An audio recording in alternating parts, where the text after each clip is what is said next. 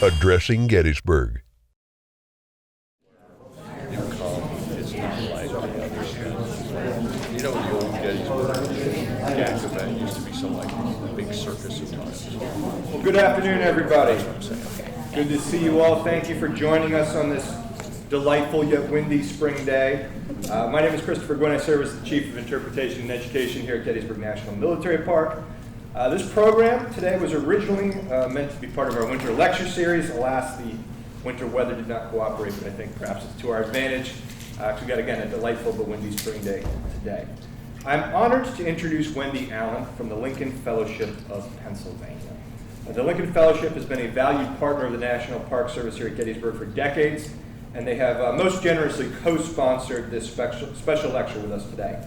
Wendy and her all-volunteer board of the Fellowship are the driving force behind many of Gettysburg's most beloved events and commemorations, all of course aimed at sharing the message of Abraham Lincoln and his Gettysburg Address with this and future generations. So before we begin the main talk, please join me in welcoming Wendy Allen.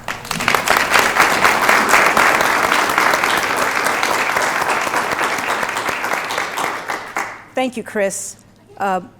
You are an incredibly special ranger here at the Gettysburg National Military Park, and I really enjoy working with you, and I know that all of our board does, and you're just a treasure here at the Visitor Center. So thank you for all your help putting this together and all the other things that we work on together. I know I drive you crazy, but it's all good. This afternoon, I'm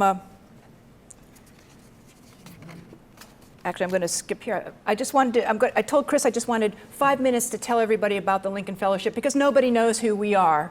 So I'm going to tell you who we are. We're a small but mighty organization, and we do a lot of really great things, I think, here in Gettysburg. So I just want to tell you a little bit about what we do. The fellowship was started in 1939. It honors, and its original mission was to honor the memory and legacy of President Abraham Lincoln here at Gettysburg.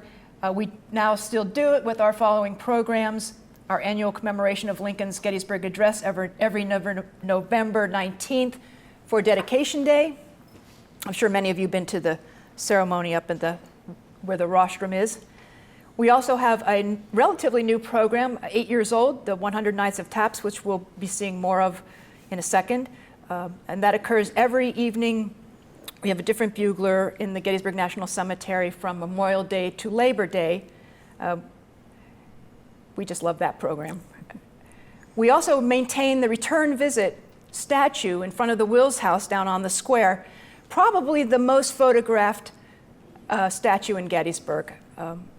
Come to appreciate that statue very much too. We've just got over a refurbishment of that statue, and it looks terrific down on the square. Just love it. And we also are expanding our educational outreach. We support the traveling trunk here at the Gettysburg National Military Park. This is our first co-sponsorship with the Gettysburg National Military Park for this sort of educational outreach, bringing Michelle here. So we're very excited about this. This is expanding our educational outreach. And we also work with preschoolers in Gettysburg. We meet on Lincoln's birthday down at the statue every February 12th. We were just talking about how adorable that is. It's just crazy. They come with their little Lincoln masks, and they also, the Gettysburg National Military Park graciously takes them on a tour looking for that television. They want to find the television in the Wills House. They can't find it. But it's so charming and wonderful.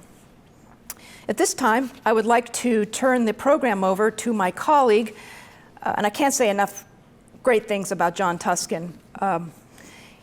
He helps, more than helps. He is a driving force for the TAPS program, and he's going to show you a little bit about our TAPS program, which will be starting on Memorial Day. So, John Tuskin.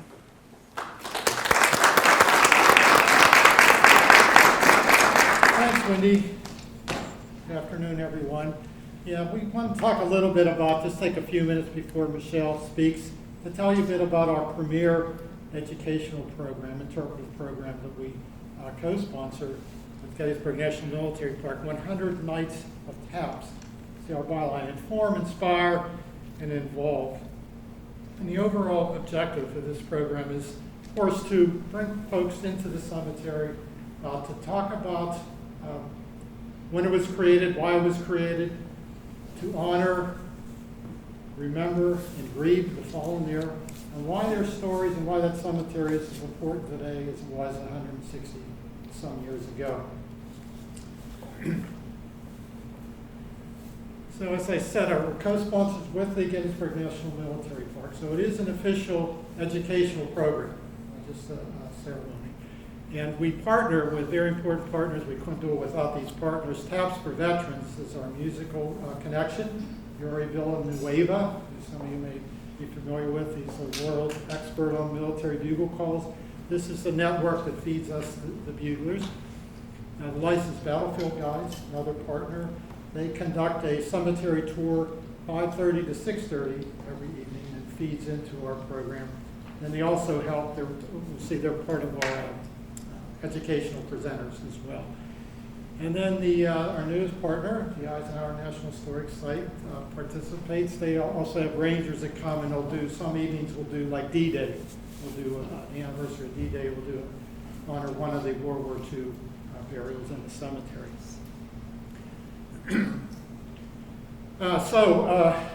Back in, Wendy said this is the 8th year of the program, by the way, founded by Wendy. Yeah.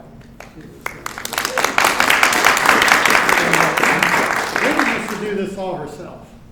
And my wife and I, Sandy, used to come every evening. I think it was back in 17 we started coming. And one evening, Wendy would be there by herself.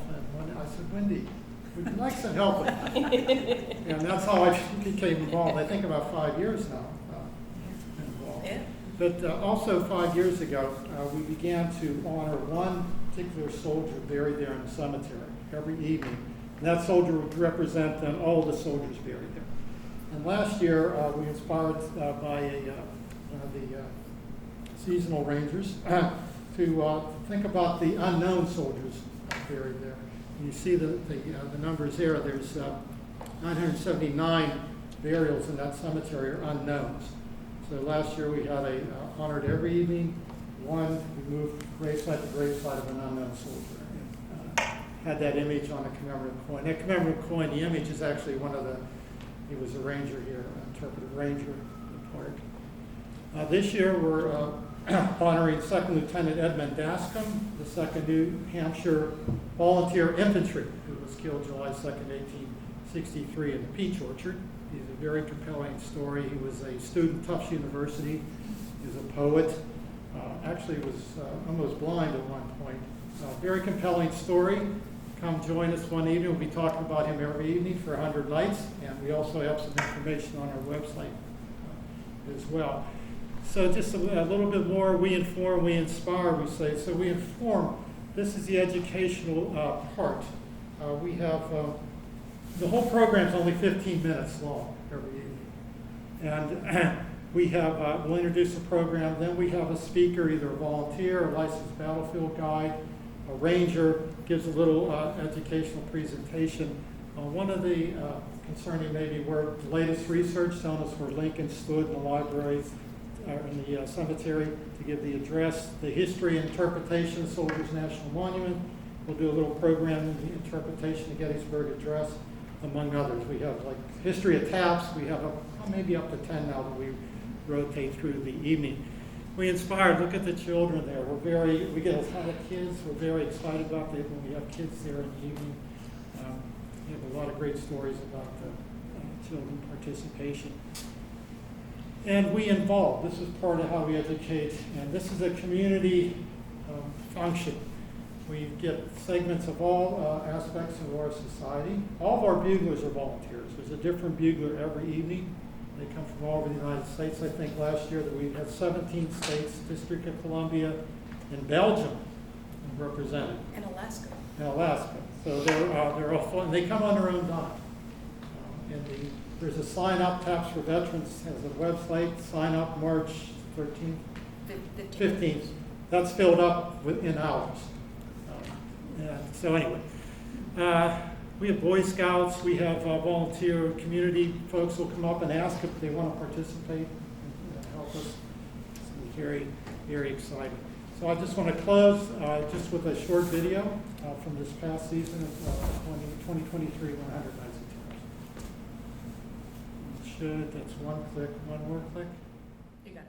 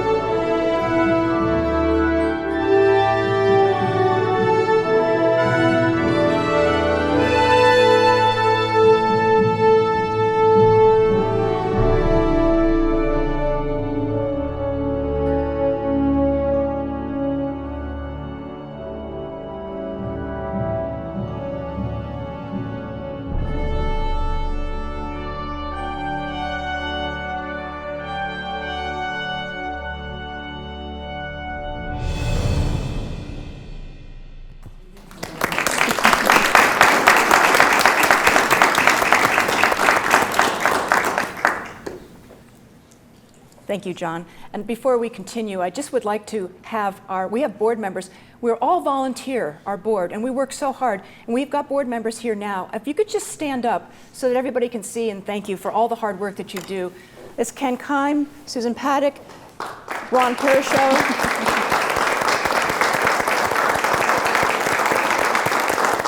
I also want to call out two more things. One, Ken Kime, we honor the veterans every night.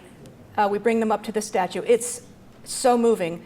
It was Ken Kime's idea. Ken, brilliant. I mean, it really added such a wonderful part to the program. Thank you very much.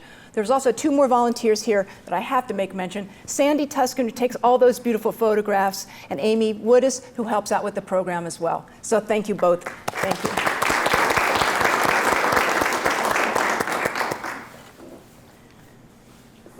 It is now my honor to introduce a friend of someone who I've met through the Lincoln Forum. And normally I don't have friends this smart, so I have to say that she's my friend, otherwise it's, forget it. I'm not sure I'm that smart, so. Let me just tell you a little bit about Michelle. She is the Civil War and Reconstruction Specialist in the Manuscript Division at the Library of Congress. She received her BA of History from the University of California, Riverside, and her master's and PhD in history from the University of California at Berkeley. She is the author of several articles and books on topics relating to the Civil War, as well as Quantico, Virginia, and the World War II Memorial in Washington, D.C. She has worked as a library assistant at the Historical Society of Washington, D.C., as an assistant professor at Northern Virginia Community College, and as a research assistant for historian Doris Kearns Goodwin. And there's got to be a book in there somewhere with that, I would imagine. Anyway, it's my honor to introduce Michelle Krowl. Michelle. Thanks. Thanks, Wendy. Thank you. All right. Well, thank you for everyone for coming on a lovely Saturday afternoon in the spring. And just checking to make sure my audio is okay for the video. All right, got the thumbs up there, change the glasses, and we're ready to go. So, and it's my honor to be here, so I thank Wendy and the Lincoln Fellowship of Pennsylvania and the Gettysburg National Military Park for having me here. It's really a delight to be here.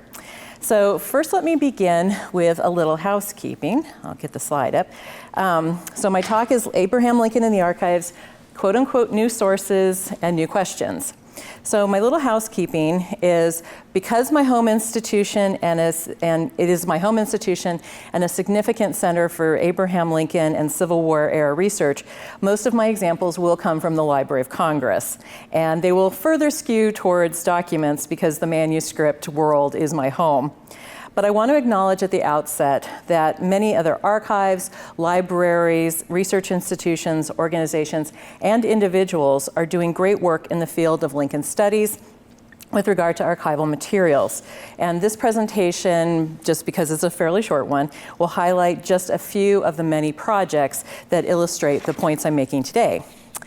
And as a Library of Congress employee, I also want to make clear that any opinions expressed are my own, and any companies, projects, or initiatives featured in this presentation, other than those at the Library of Congress, are included for illustrative purposes only and should not be construed as a Library of Congress endorsement. Let's just say I've taken the ethics online quiz way too many times during there.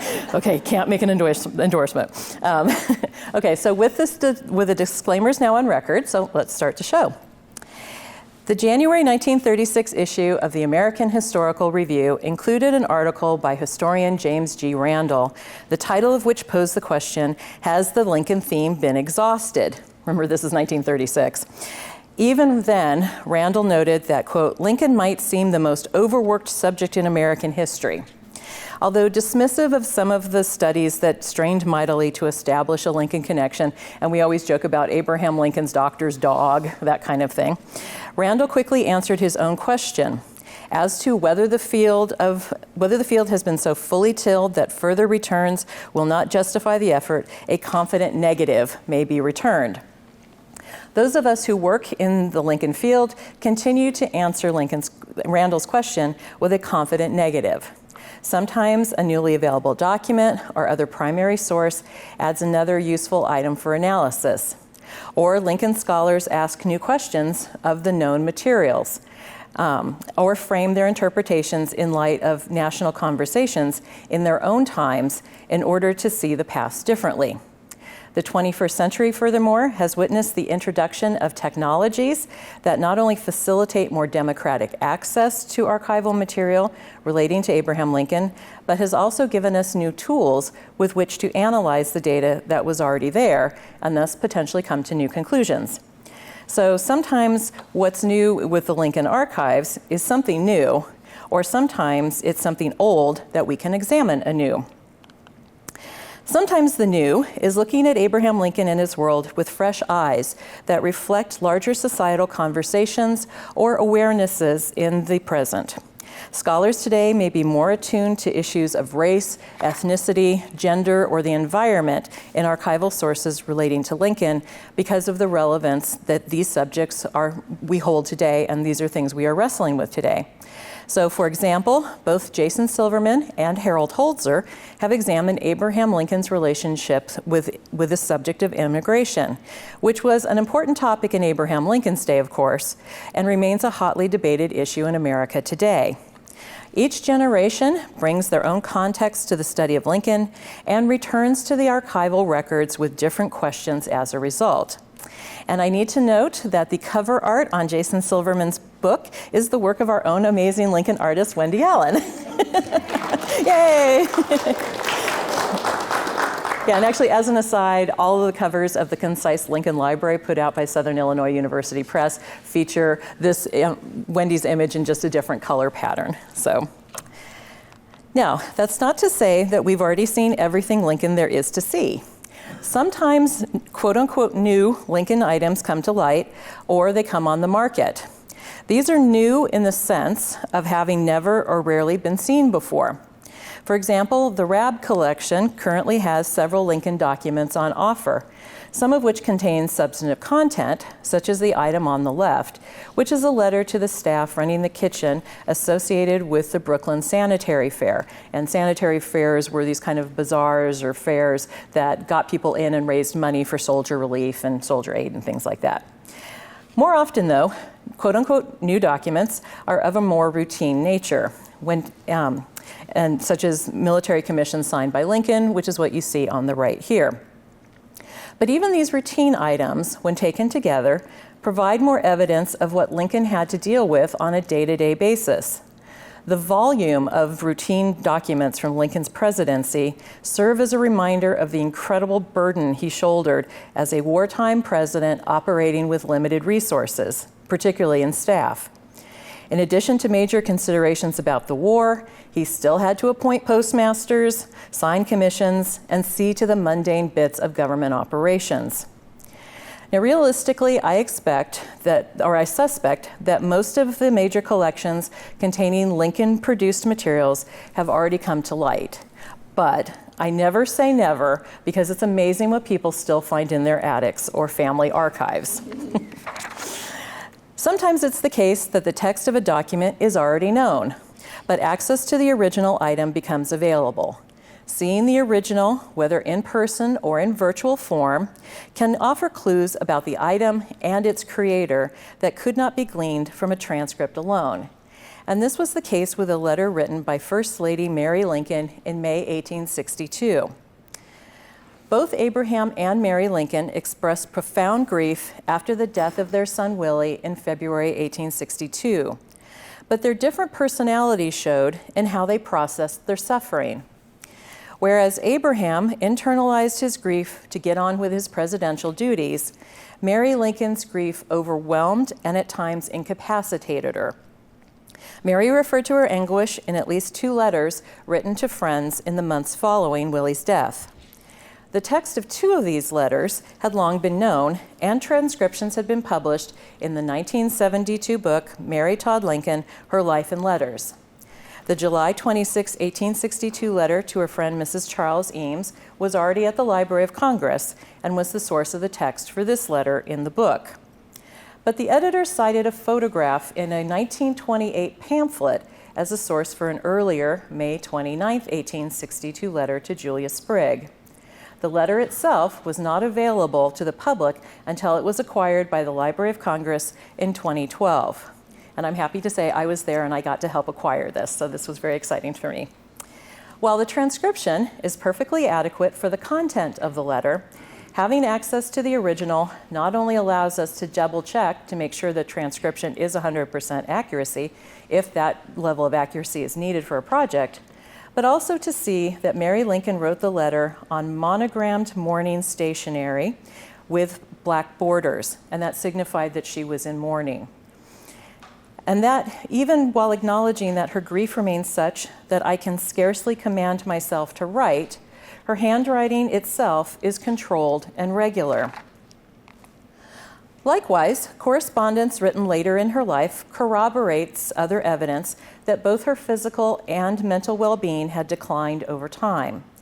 This February 5, 1882 letter to Noyes Minor shows the change in Mary Lincoln over the previous 2 decades. As her eyesight and overall health declined, her handwriting became less compact and controlled, which is very apparent if we can compare it with the 1862 letter to Mrs. Spriggs. These visual clues would be lost in a transcription. In this case, seeing the original document and the quality of Mary Lincoln's handwriting provides additional intellectual value in evaluating aspects of her physical health just months before her death in July 1882. And to forestall any questions or comments about the name of this collection being Mary Todd Lincoln Correspondence, and it's a Library of Congress collection, yes, I know, she never went by Mary Todd Lincoln.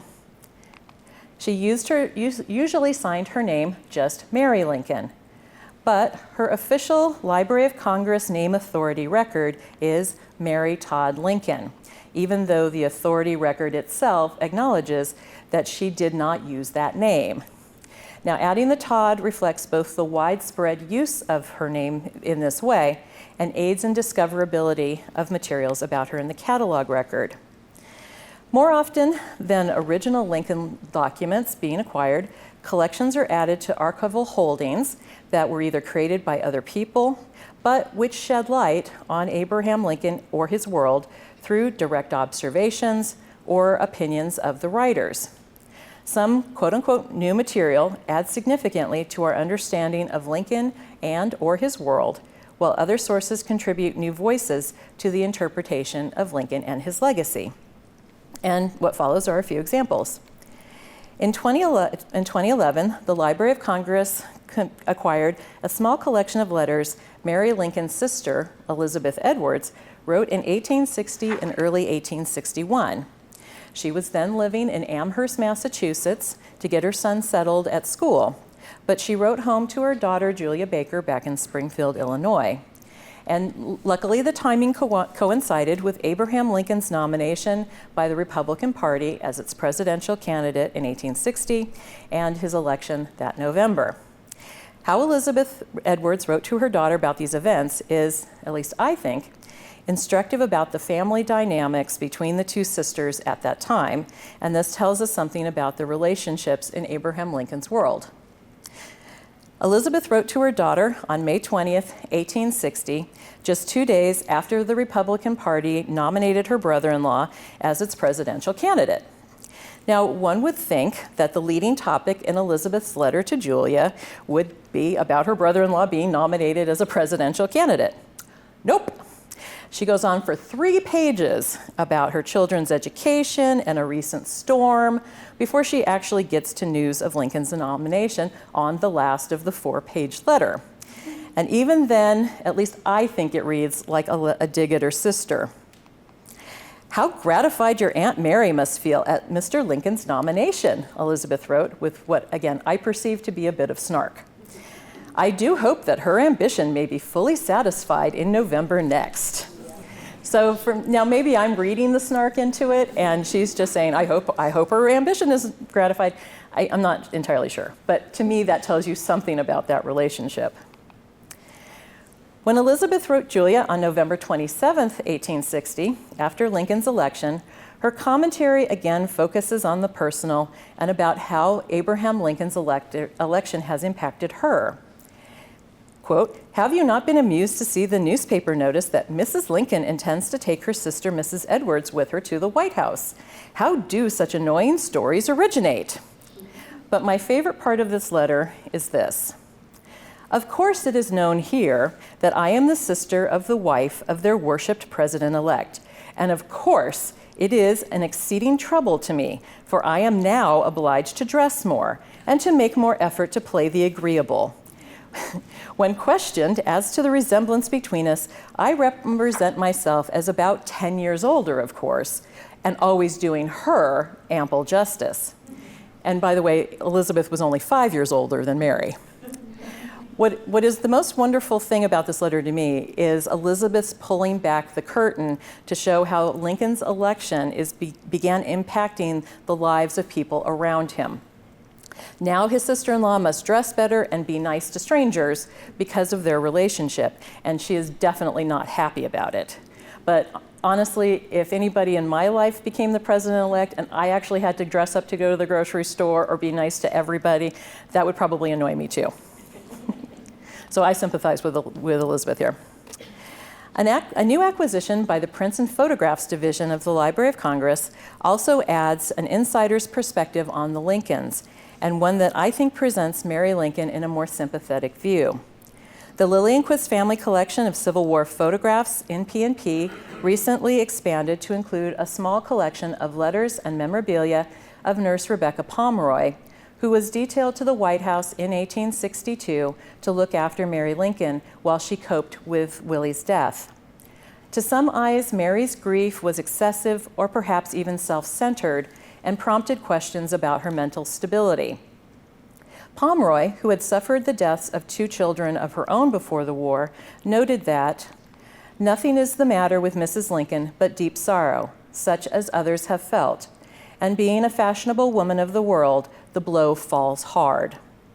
But Pomeroy also comments on the kindnesses that the Lincolns showed her, noting that, quote, she has taken me, although a stranger, like a sister, and does the same towards me. They included her on daily carriage rides, and, quote, they do all they can for me to enjoy myself. These items, these Pomeroy letters, are now available online, and the QR code that I have on the screen will take you directly to this particular letter. And I was going to tell everybody, I do have some QR codes in here, so if anybody is somebody who likes to go look at documents themselves, when you see that, just point your phone at it and you'll be good.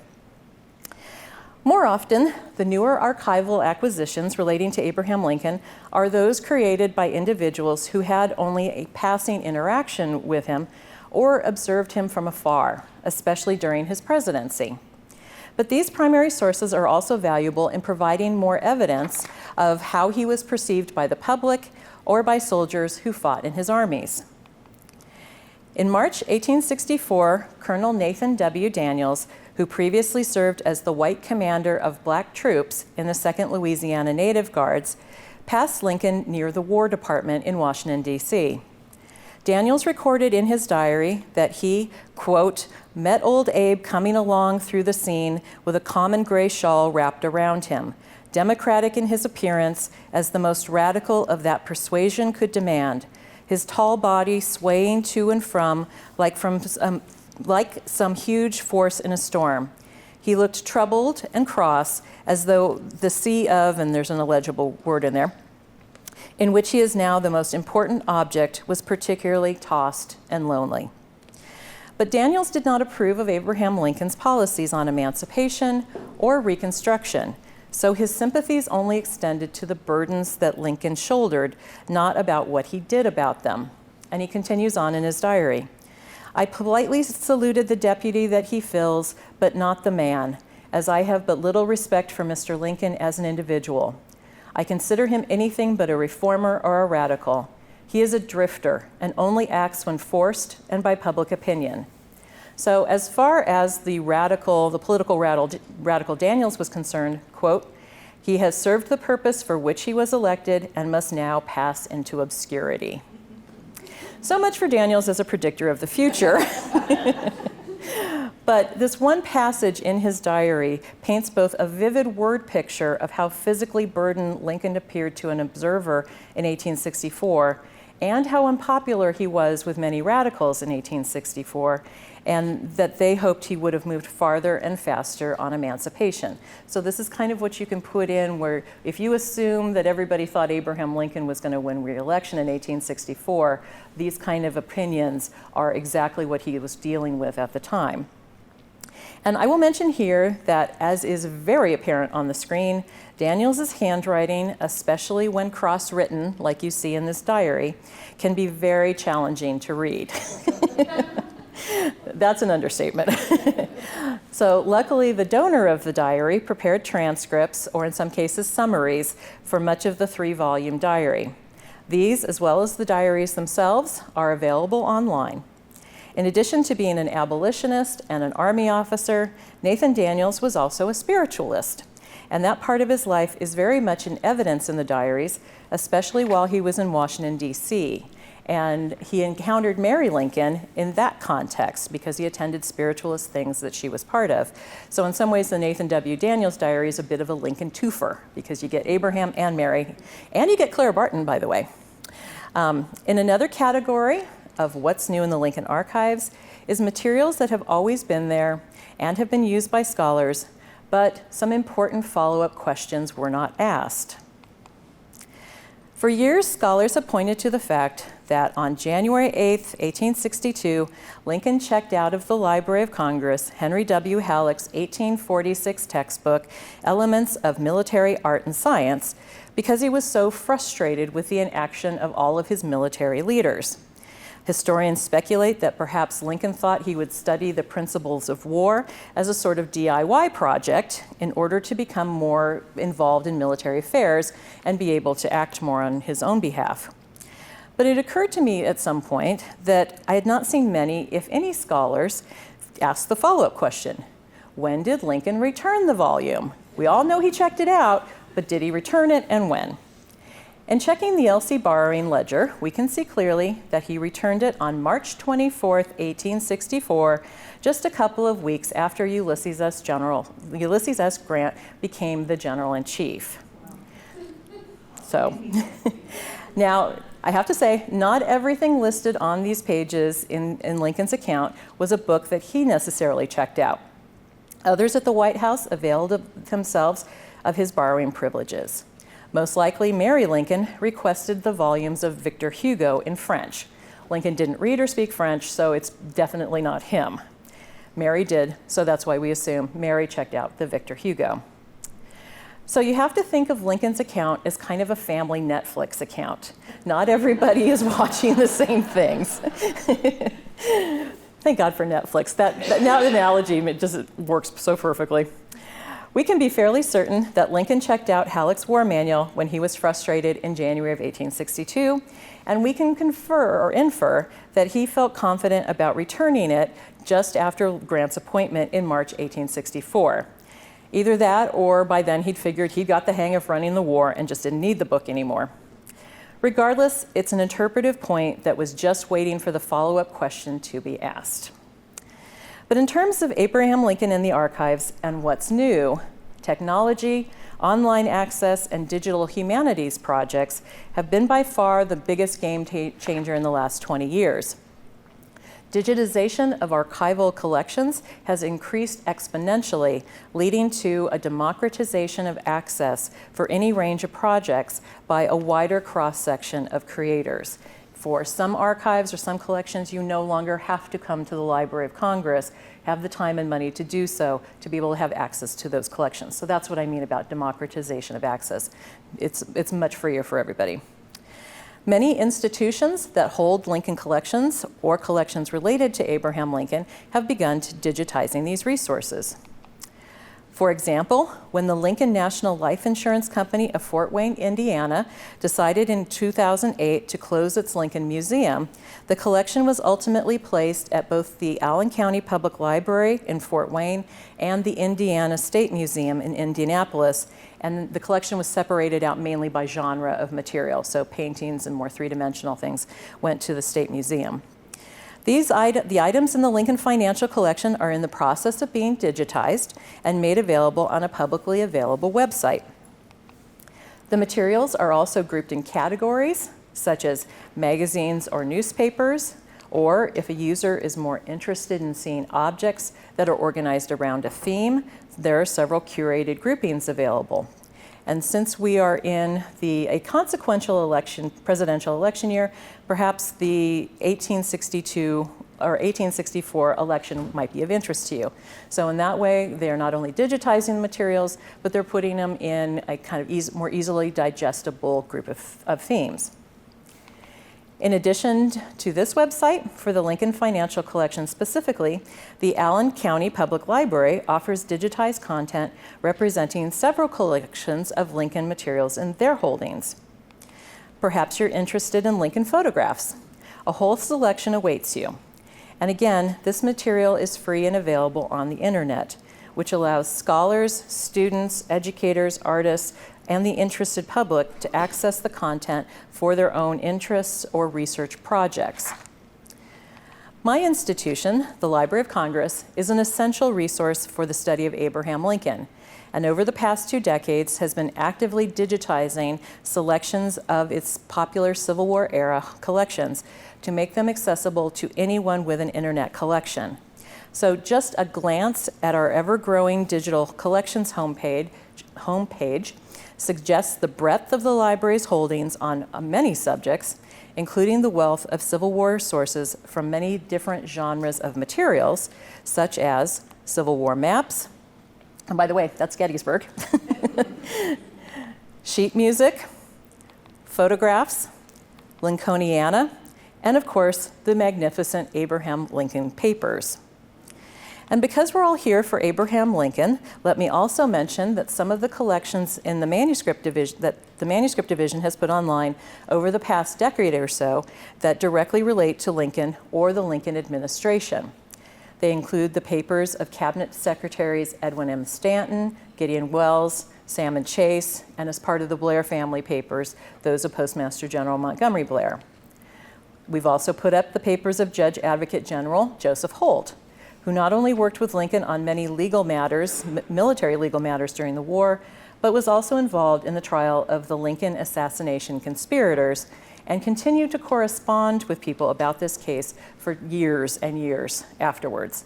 And just as an aside, we're also crowdsourcing. I'll talk about crowdsourcing in a minute, but we're also getting crowdsourced transcriptions of the Holt papers to make it easier in the future to be able to find all that correspondence in the years after the assassination. We've also put online the Herndon White collection of Lincolniana, for which offers some of the most important testimony about Lincoln's early life and career, and legal career. And Lincoln's secretary, John G. Nicolay, which because of where we are today, I will mention, contains Nicolay's pass to travel to Gettysburg for the National Cemetery dedication. So even though he was on the train with Lincoln, he still had to have a pass to go. Abraham Lincoln is special in the digital realm at the Library of Congress. So let me spend a few minutes specifically on the digital history of the Abraham Lincoln Papers. Scanned images from the Lincoln Papers first became available online in 2001 as part of the American Memory website. The images on the website were derived from the microfilm edition, which was produced in 1960, which meant the images were in shades of gray and only as good as the quality of the original microfilm edition itself.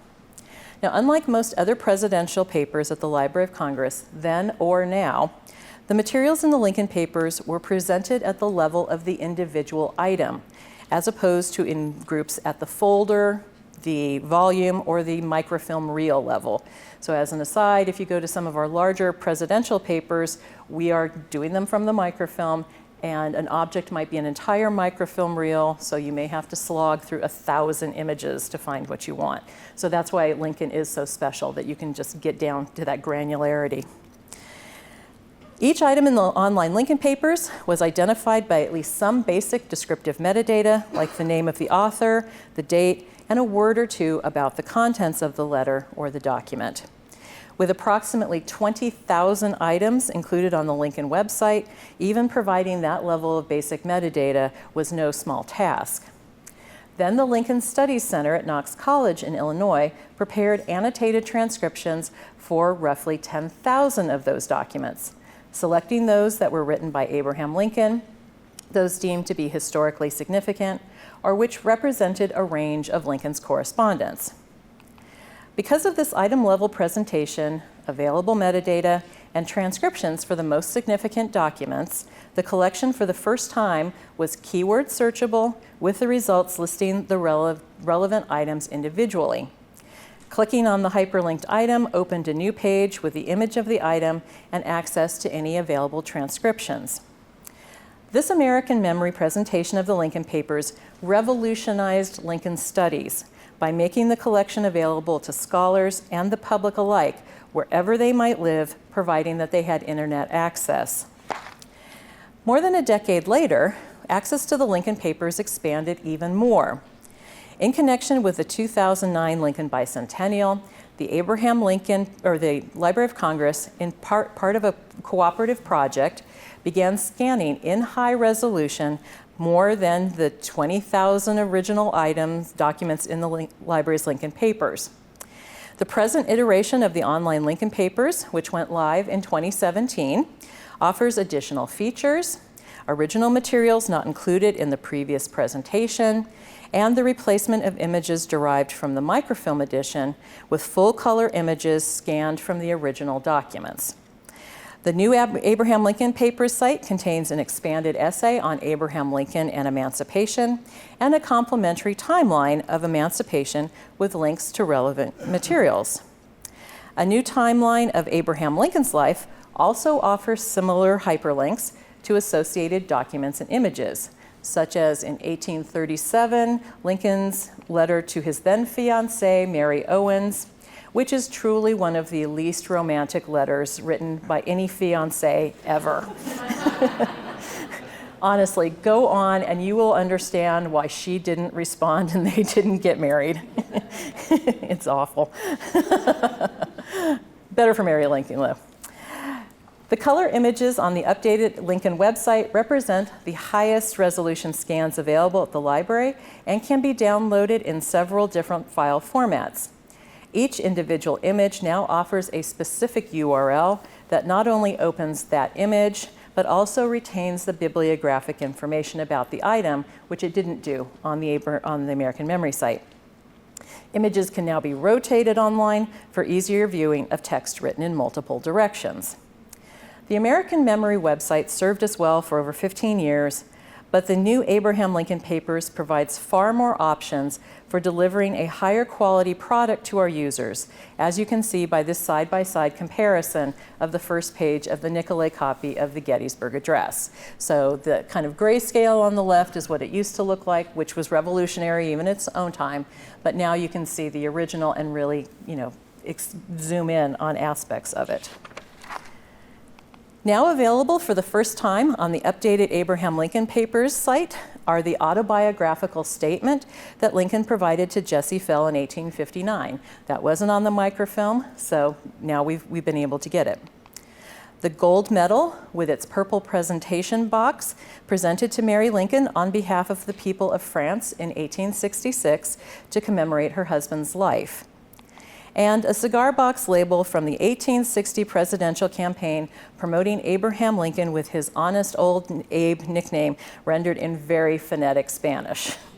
If you know Spanish, you'll know that is not it at all.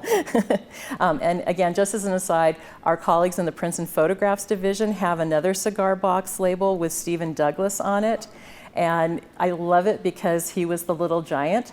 And of course, his nickname rendered in Spanish is El Pequeño Gigante, which I always think would be a great name for a wrestler. I won't go any further with that one. The new online presentation of the Abraham Lincoln Papers includes a scan of the reading copy of Lincoln's second inaugural, which had not been available in the microfilm collection or edition used on the American Memory site. And honestly, I find this version far more interesting than the handwritten manuscript that Lincoln sent to the government, or the then government printing office, for typesetting. So he wrote it out in manuscript, sent it over to the GPO, they typeset it, sent him a galley proof back. So he got that typescript proof, and he deliberately cut the text into sections, which he then pasted in 2 columns on a page of foolscap that he could fold in the center and put in his pocket and take up to the Capitol. Presumably, this served as Lincoln's script for the second inaugural address and provided him with prompts for timing and pauses. The deliberate separation of the 4 words, "and the war came," from the paragraph above seems to be clear evidence of a pause for emphasis. So he's reading along and then he stops, and the war came. Those in the audience on March 4th, 1865, because then inaugurations were in March, those who were there at the Capitol who heard Lincoln read the inaugural would have understood better the significance to Lincoln of the phrase, "and the war came," because they'd heard it differently. And they'd understand it far more than the people who read the address as just a 4-paragraph format, which was printed in the newspapers at the time and has been continued to be printed in editions of Lincoln's works published since then. So if you go to the collected works of Abraham Lincoln, it's 4 paragraphs. Here, you get a whole different view of it. The online availability of the reading copy of Lincoln's second inaugural provides new avenues for Lincoln interpreters to develop their delivery style of the address, because now they have access to how Lincoln planned to do it himself. Or for students of oratory, they can analyze Lincoln's choices as to when to pause and the statements that he grouped together. So having access to the original gives you a completely different experience than just reading the text itself.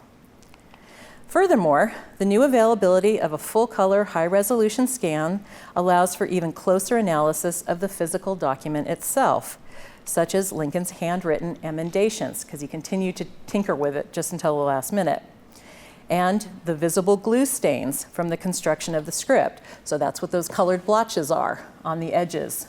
That's the glue. Or you can see the fold line in the center of the page.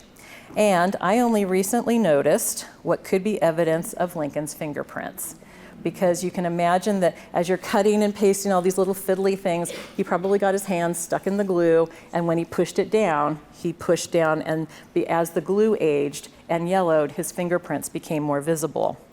And two things. I was very excited by this, but of course, all my colleagues in the conservation division like, oh yeah, we knew about that for a long time. But honestly, this is the experience. I was sitting at home working on that for something else, and then, when it was blown up on my computer screen at home, I thought, as many times as I've seen the original, I never noticed the fingerprints because it was just all part of the staining of the glue. But at home, I could see the fingerprints very clearly. And before anybody asks, because I know somebody will want to, we can't confirm whether those are Lincoln's fingerprints or not. I'm pretty sure they are, because who else is going to be, doing that kind of stuff? But the problem is, in order to prove that they were Lincoln's, you have to have a set of fingerprints are Lincoln's, and we don't have any exemplars. So maybe if he had worked in the federal government today, because we all get fingerprinted before we start work, we could do that. But you have to know that you have to have something to compare it with that is the one. But that could be something that's coming. You look at enough Lincoln fingerprints on various things, and maybe you can say, okay, at least these two are his. But that's something that people can do now because of this technology. With these available images, other physical aspects of the documents themselves, such as the stationer's embossments, those little embossments that are at the top that are put on by the stationers, that can give you more clues about the physical document itself, and now can be studied at greater depth. Databases offering historical newspapers have been around for a while and have revolutionized traditional and digital humanities by uncovering articles and information that would have taken years to find, if ever. But as great as many of these databases are, some of them are offered by commercial enterprises and thus require paid subscriptions to access. So, I'm getting closer to just funding my own newspapers.com, because every time I find something, but it's a paywall, and because they're making business, they're making money, and that's their business. But many libraries and archives have begun digitizing and hosting online the newspapers and periodicals in their collections, and those that are of great interest to their patrons and the public. The Chronicling America database, hosted by the Library of Congress, is a little different in that it represents a consortium of state partners, and I believe we now have all 50 states as part of it, and it's the state partners who select the titles, scan the microfilm images that are then brought together on the Library of Congress website. But the database is absolutely free to use by offering historic newspapers that are now copyright-free and in the public domain. So that's how we can do this. The newspapers are keyword searchable using optical character recognition, or what you might know as OCR, and they all have unique URLs to be able to capture and share and save. While it has limitations because the publications must be in the public domain and the state partners choose which titles to digitize, Chronicling America has been a boon for public access to a range of newspaper titles that can be used to study an almost infinite number of historical topics, including those related to Abraham Lincoln. And the site continues to grow as more titles and publications are added. Not long ago, I was able to answer a reference question about the names of the marshals who participated in the Gettysburg Cemetery dedication on November 19, 1863, because they were listed in one of the newspapers on Chronicling America, which came up in a keyword search. So in some newspaper coverage, they talk about the marshals, or they might mention a couple of them. But in this case, the Daily National Republican from Washington, D.C. came to my rescue with its November 20th, 1863 coverage, with at least what they reported to be the names of the marshals from the different states who participated. The Prints and Photographs Division of the Library of Congress offers a truly amazing selection of photographs, cartoons, and graphic arts from the Civil War era, including those that encompass the life and legacy of Abraham Lincoln. PNP has been able to get a very high percentage of its Civil War resources online for public access through the Prints and Photographs Online Catalog, or what we call PPOC. The image metadata that is associated with these images are keyword searchable.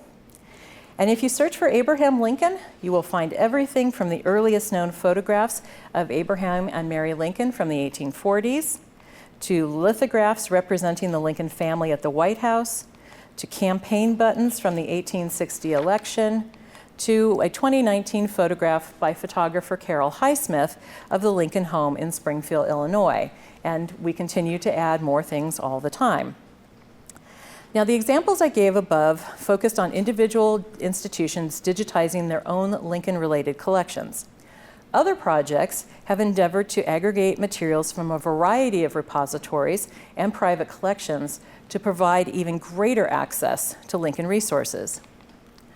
An early digital initiative was the Law Practice of Abraham Lincoln, which is under the auspices of the Papers of Abraham Lincoln Project in Springfield, Illinois. Staff from the Lincoln Legal Project combed libraries, archives, and courthouses and private collections to find documentation of Abraham Lincoln's legal career. Those documents were digitized and added to a database that is now available online, which allows users to research the cases using a variety of parameters, access to contextual information about the cases, and to view available documents. If, for instance, you're interested in Abraham Lincoln's famous almanac court case, where he used an almanac to prove that there was no moon out and the guy couldn't actually see somebody across the field, well, then you're in luck, because that case is part of Lincoln Legal. You can search for it, you can read about the case, you can see a list of the relevant documents that the project found, and you can view them online. The Papers of Abraham Lincoln Project is attempting to bring together documents by and about Abraham Lincoln, covering the entirety of his life and career. And it's a very ambitious undertaking that still has a long way to go, but the materials already gathered continue to be added to the website and made freely available. So this is helping to aggregate not just what's at the Library of Congress or at Harvard or at one of the institutions. They're trying to bring together as many Lincoln documents as they can find, which is why it's so ambitious. Outside of the institutional context, some individuals have undertaken their own digitization initiatives, such as the Lincoln Archives Digital Project, which focuses on digitizing federal records at the National Archives and other materials that document just the Lincoln administration. So what has been the result of all these efforts in digitization and providing greater accessibility to archival materials? Well, really too many to count. So let me just suggest a few. Digitization has allowed for crowdsourced transcription projects that engage the public. And this is where every one of you should go home and become a volunteer. You'll see why in a minute.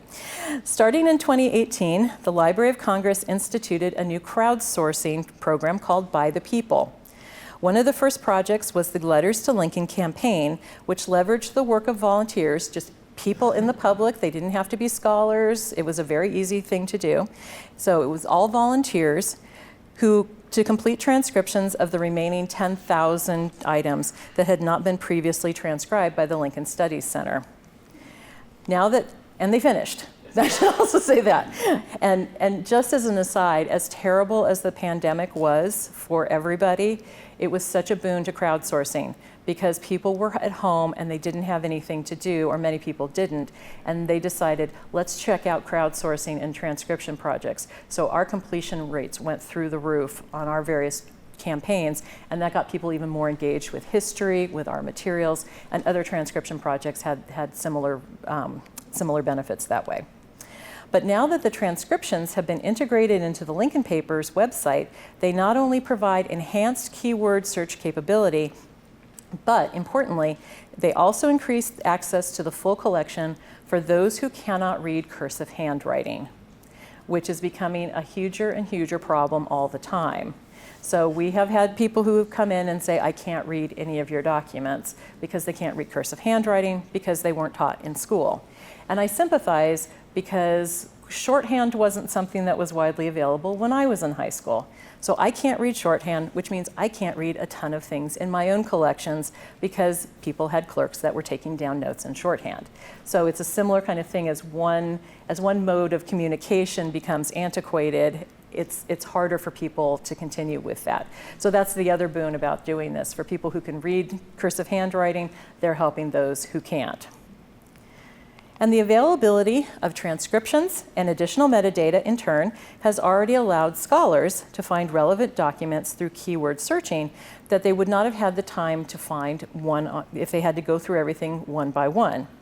So, for example, my friend and Wendy's and Dave's, Jonathan White credited the transcriptions available for the Library of Congress Abraham Lincoln papers with allowing him to locate several letters written by African Americans to Abraham Lincoln, which he included in his book, To Address You as My Friend, about African Americans who wrote letters to Lincoln.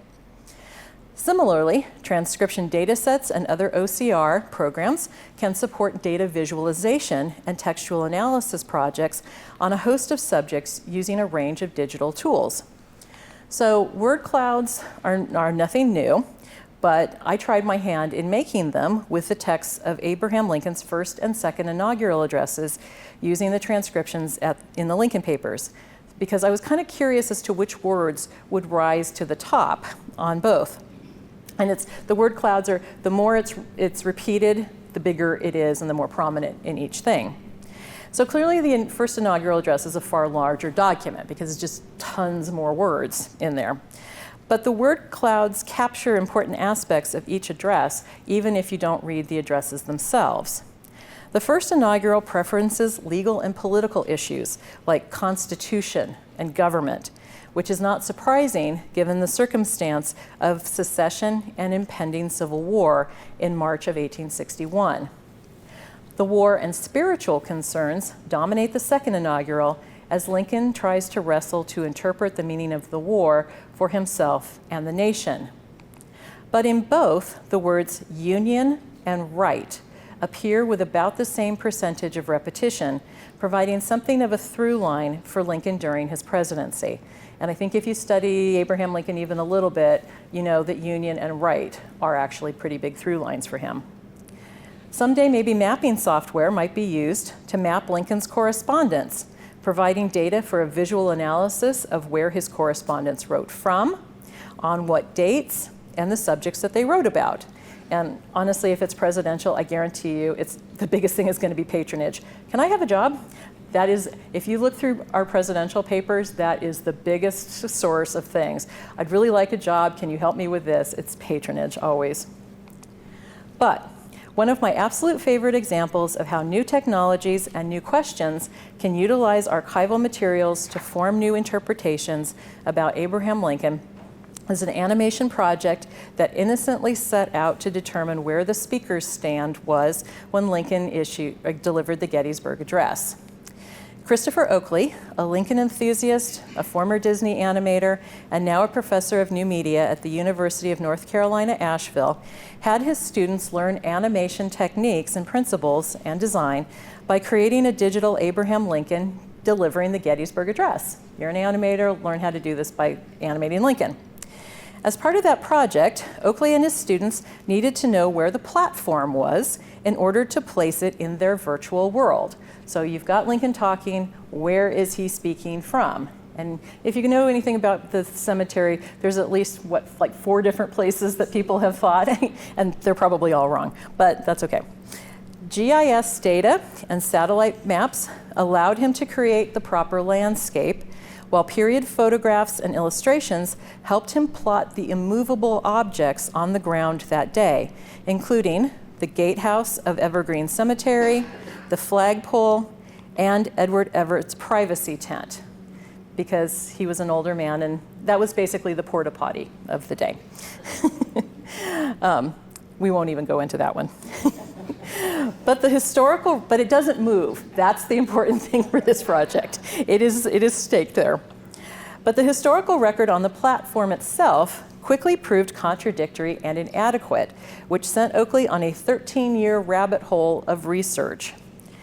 The key to the answer to the question turned out to be historic photos taken on November 19, 1863, the day of the dedication ceremony, by at least 4 different photographers and their assistants, photographing the scene from different locations. On the Princeton Photographs Division online catalog through the Library of Congress, Oakley found at least 4 of the 6 known photographs of the dedication, and was able to obtain high-resolution scans that allowed for close analysis of the scene. And one of the things that's important about this, if you don't know a little bit about Civil War photography, is this is a wet plate negative process, and you can continue, if you get a high resolution scan, you can continue to zoom in and zoom in and zoom in and zoom in until the image just goes blurry, as opposed to modern digital cameras where everything starts to pixelate pretty soon. So even though these are from far away, Christopher was able to use the software enough to get in almost microscopically on these, because the glass plate negatives don't blur in the same way. So Oakley realized that 3 of the photographers had set up in locations in which they inadvertently took pictures of each other.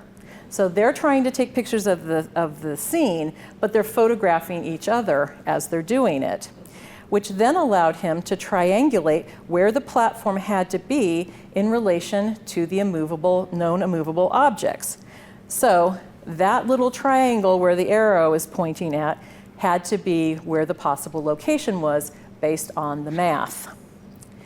Adding the historical images into animation software allowed him to figure out where the platform must have been, as I said, because when the math meant that the people in the virtual world matched them in the photographs in terms of depth and location. So obviously, out of the interest of time, I'm leaving out a ton of steps and a lot of information about how all this process worked, which I only understand a tiny bit of the science of it.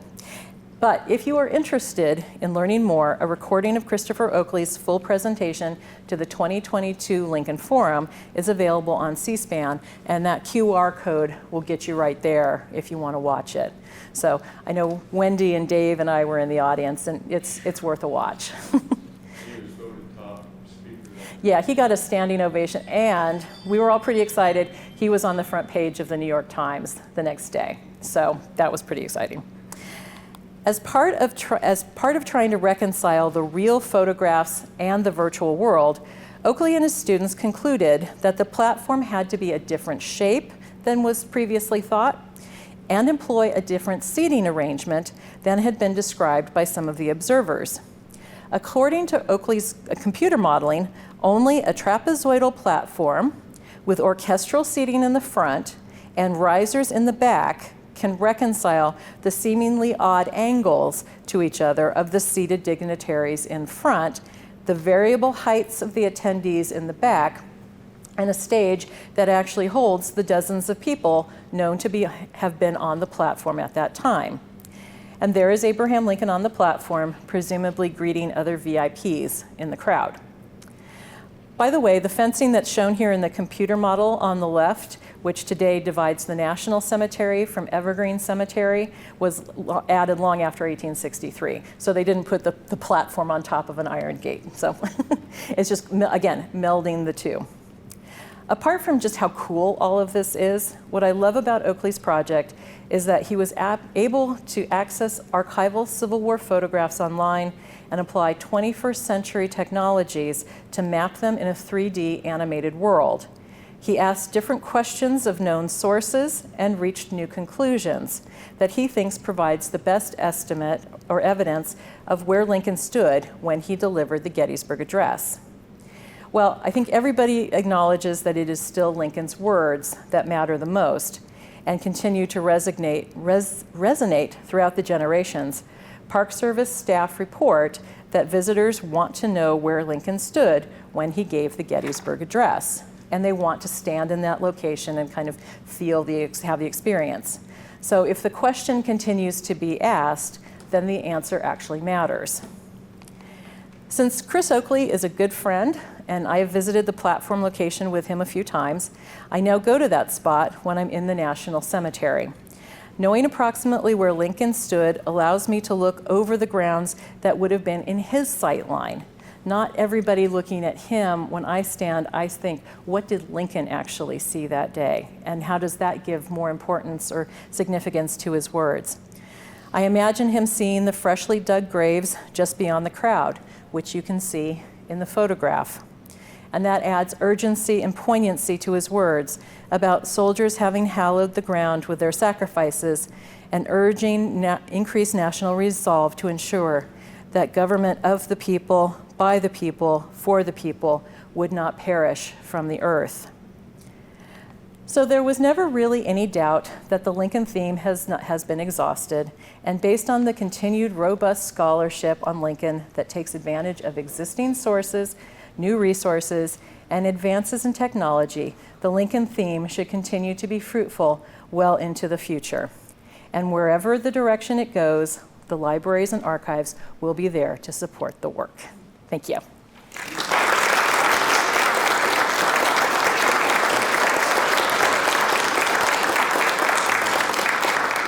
And I'll just note, in case you haven't read the whole thing, this is actually, the thing on the right is actually in my front yard. This is what nerdy historians do. I was losing a couple of trees in my front yard, and one of them was this beautiful tall tree next to my dining room, and I just felt so bad about losing more trees because we're having oak decline in Arlington County in Northern Virginia. And so, long story short, I became aware of a chainsaw tree sculptor. And so I consulted with him, and he said, yeah, I think I can do Abraham Lincoln. And so I printed off some photos off the Prints and Photographs online catalog, and we stood in my front yard and we said, okay, what works? And he chose that one he liked very much because the hands were behind his back on Lincoln, which works out perfectly because the previous homeowners had left a metal hose holder behind the tree. So I promise I do not put the hose on the hose holder. I had to promise a neighbor not to do that.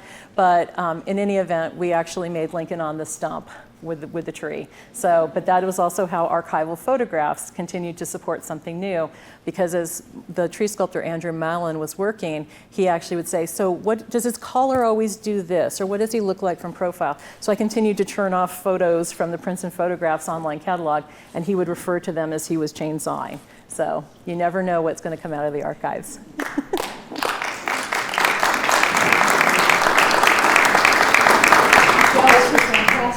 Are there any questions?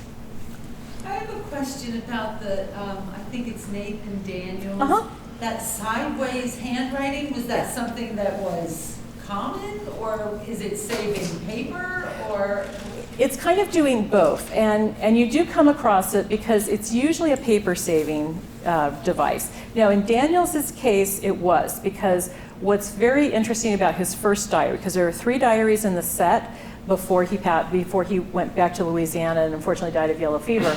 But his first diary, it was when he had gone into New Orleans with his troops, I believe, and he went into the house of former Confederates, and he found this ledger book, or this kind of diary that they were using, and he just confiscated it. So the first maybe third of the diary is actually in someone else's hand, marking down other things, and he explains, well, basically, I confiscated this is now contraband of war, and started using it for himself. So then he put a line down the center of each page, and that would give him a certain column length to write in. And if he had more to say than the column length, so it would be writing, and then you just turn it to the side and write. And his handwriting can be a little flowery and hard to read anyway. And so when you see it in that cross-hatching or cross-writing. But you will see that in other letters too, that if people have, if they're trying to save paper, they might do that when they're writing to relatives or friends. And on one level, if that was the only letter you got that week, you might be able to spend some time, writing it or reading it. And then you might have also known what the content was going to be, or you'd have a familiar frame of reference.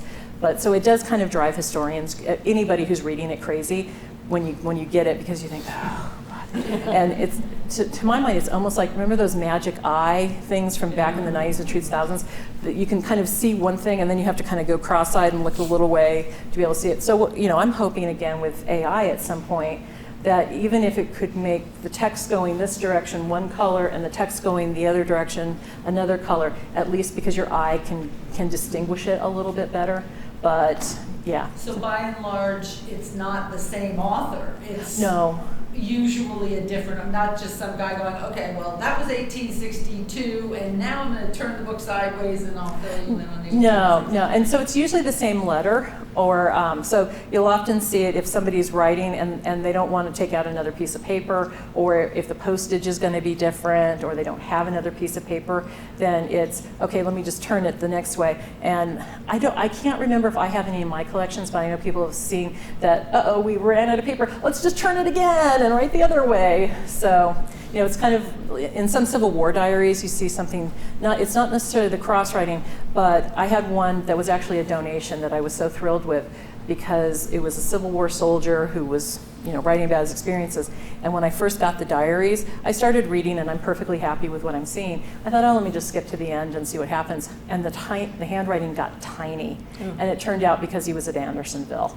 And he only had so much paper that he had to write. So sometimes those kind of things are usually adaptations to what your circumstances are. So it often is the same author. Well, it can be the same author. It can be either. It can be the same author if they continue to write to the same person, but you see this a lot in 19th century, in 19th century collections. So, Well, yeah, go ahead. Earlier in your presentation, you referenced some things at the Library of Congress, and it referenced there's a draft of the Emancipation Proclamation, assuming Lincoln's draft of that. Is that something that's ever periodically made available to be seen at the Library of Congress? Is something that's ever on display? Once in a while, and so it's always available because what we have, and this is very confusing when you're dealing with either the Gettysburg Address or the Emancipation Proclamation. Can be very confusing to people because we know of at least 5 different copies. Because the Emancipation Proclamation kind of went through various stages. So what we have at the Library of Congress is a first written draft that is the one that he introduced to his cabinet on July 22nd, 1862. And that's where they had the discussion and he decided not to issue it, kind of hold back until the next Union victory, which turned out to be Antietam, which is why the timing of the preliminary Emancipation Proclamation is September 1862. This other one is in July. So that's the one that we have at the Library of Congress. And on some occasions, when we had a Civil War exhibit back in 2013, kind of 2012 into 2014, we had it on display. But the thing for us is that we need to have the long-term preservation of the document. So we have excellent staff who are paper conservators who can tell us, okay, we are comfortable with this document being on display for X number of months at a time at this foot candle of light. If it's got red ink on it, that cuts it down because red is more unstable. This is how long it's been displayed. This is how long it has to, kind of rest up. And so we try to bring it out on, sometimes things will come out on different occasions. Same with the Gettysburg addresses too. Now my understanding is that when we open a new treasures exhibit in June, that the Nicolay copy of the Gettysburg Address will be included in that display. So everybody should come to the Library of Congress in the summer. But with the Emancipation Proclamation, and this is where people kind of often don't know the difference between the Library of Congress and the National Archives. So when Lincoln hand wrote that preliminary Emancipation Proclamation to issue September 22nd, 1862, that was just a handwritten document. So he retained that, but he sent it, the final text was down at the National Archives because it is a government document. Same with the final Emancipation Proclamation of January 1st, 1861. There's a handwritten version, and then there's the final version that is an official government document. The handwritten version of that September 22nd, 1862 was, I think it was a donation, and it was sold at a sanitary fair, I think. Anyway, it's up in Albany, I believe, in New York. But here's where history has a lot of vagaries to it. The final Emancipation Proclamation of January 1st, 1863, the one that that actually went into effect and had all of these ramifications, the handwritten manuscript of it, Lincoln kept, because he knew that this was going to be a really important document, and he wanted to keep that for himself. But he was asked by ladies of a sanitary fair in Chicago whether he would consider donating it for sale to raise money for soldier relief. And he basically said, well, I had really wanted to keep this one for myself, but essentially, I will give it to you. But somebody said, make a photograph of it before you do. So they actually had it photographed, and the photograph is in the Lincoln papers. The original went to Chicago. It was sold at the Northwest Sanitary Fair. I think it sold a couple of times. And it happened to still be in Chicago in 1871 when, whether or not Mrs. O'Leary's cow was the one who kicked it over, and it went up in flames. So the only reason we know what it looks like is because he had it photographed. So, wow. But yeah, so once in a while, the kind of Lincoln documents that are the most iconic that we have at the Library of Congress, once in a while they do go out on display, but it's not on any sort of particular schedule. Just a quick point. So then Sure. the likelihood of being able to see that, I think that original draft is most interesting. Mm-hmm. It's the thought, it's the originality. Anyway, unlikely that we'd ever be able to see it in person. Unless you happen to time it correctly. Yeah. Now again, that's where again, I get it, it's not the same seeing it online, but that document, the July 2nd, 1862 Emancipation Proclamation, it is part of the Abraham Lincoln Papers, so it was scanned in full color, high resolution, so you at least get to see it online in ways that with a microfilm copy, it would have been harder to do. But yeah, once in a while it goes out on display, but tell you what, if you want to take my email address, if I happen to know it's going to go on public display, I'll let you know. Thank you. Of course. Well, this was a great evening. I want to mention one more thing, that Michelle's mother's here today because she wanted to see her daughter in action. And I think she saw her in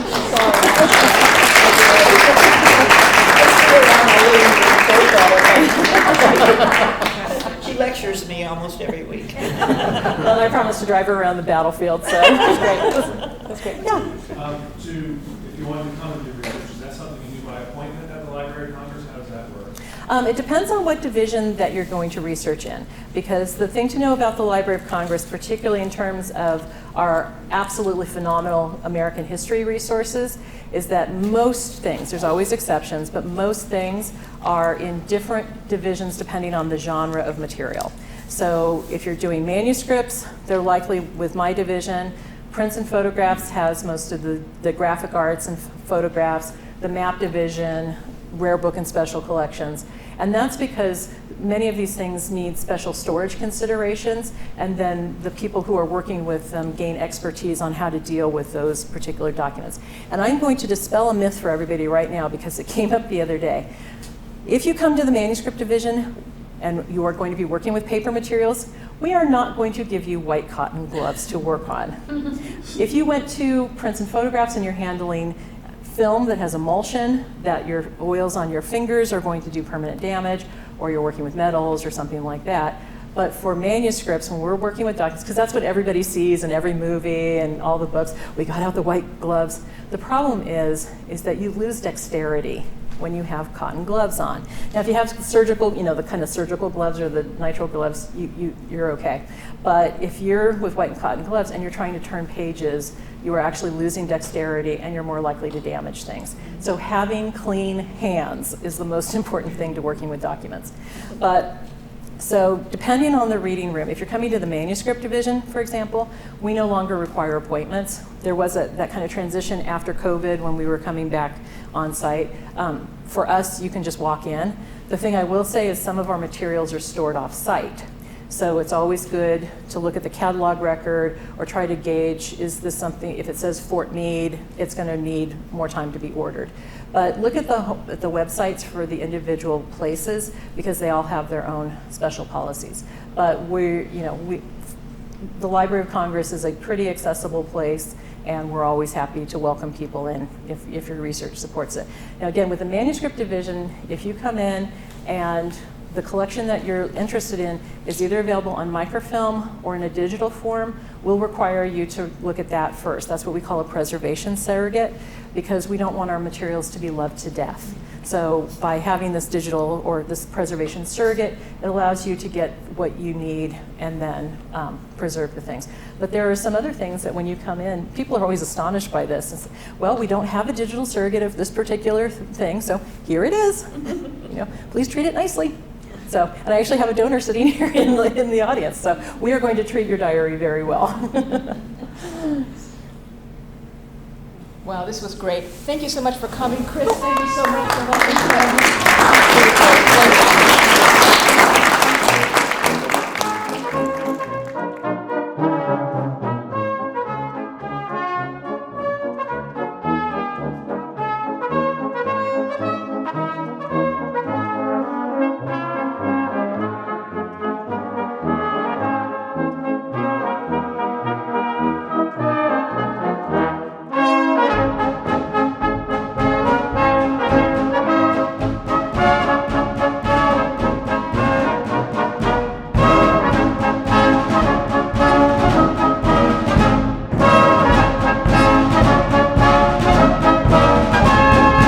Cool.